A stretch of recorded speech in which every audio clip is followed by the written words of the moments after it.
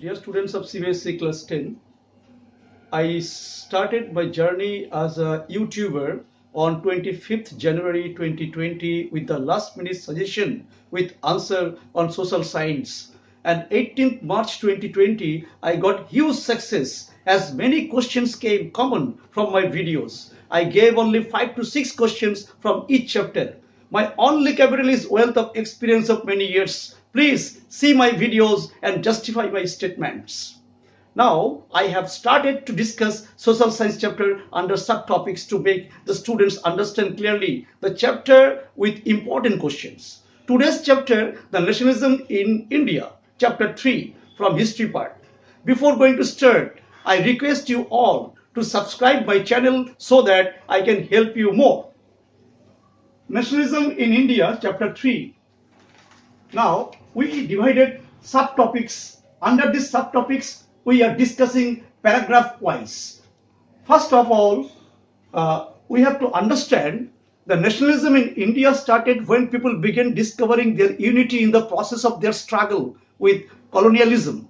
The sense of being oppressed under colonialism provided a shared bond that tied many different groups together. But each class and group felt the effects of colonialism differently, and their experience were varied. Gandhiji tried to forge these groups together within one movement.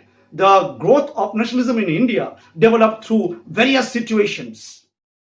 The first situation, the First World War, Khilafat and non-cooperation.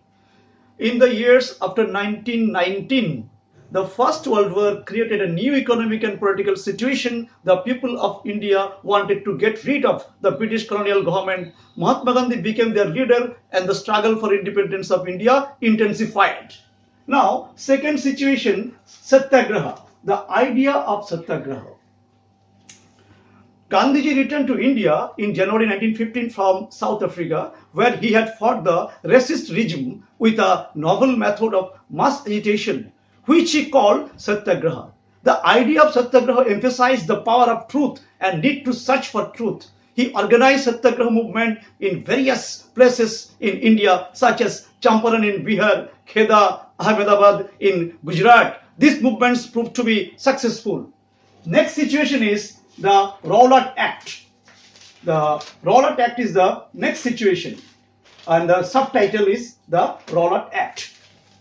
Now see how it influenced on nationalism in India.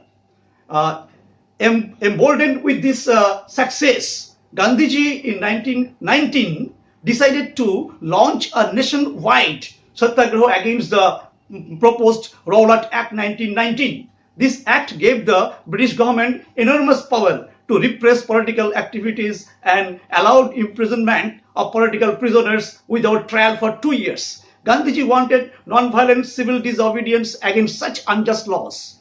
Rallies were organized in various cities. Workers went on strike in railway workshops, and shops were closed down. The British administration decided to clamp down on nationalists. Local leaders were picked up from Amritsar, and Mahatma Gandhi was barred from entering Delhi. On 10th April, the police in Amritsar fired upon a peaceful procession, providing widespread attacks on banks, post offices, and railway stations. Martial law was imposed, and General Dyer took command. This was the situation when Rowlatt Act was going to be imposed in our country. Now, next situation, number 4, Jallianwala Bagh incident. Very important incident, and it may come as a short note. Now see, what is that incident? On 13th April 1919, a crowd of villagers who had come to Amritsar to attend a fair gathered in the enclosed ground of Jallianwala Bagh. Being from outsider of the city, they were unaware of the martial law that had been imposed in this particular place. Dyer entered the area, blocked the exit points, and opened fire on the crowd, killing hundreds of innocent people. This incident agitated Indian minds that resulted in strikes, clashes with the police, and attack on government buildings. Seeing this violence spread, Mahatma Gandhi called off the movement.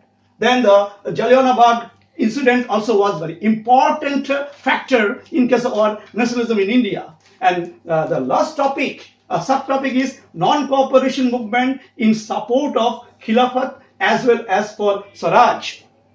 non-cooperation, Mahatma Gandhi felt that need to launch a more broad-based movement in India. He was certain that no such movement could be organized without bringing the Hindus and Muslims closer together. The First World War had ended with the defeat of Ottoman Turkey. Ottoman Emperor was the spiritual head of the Islamic world called the Khalifa. There were a rumor that a harsh peace treaty was going to be imposed on the Ottoman Emperor. To defend the that Khalifa's temporal power, a Khilafat committee was formed.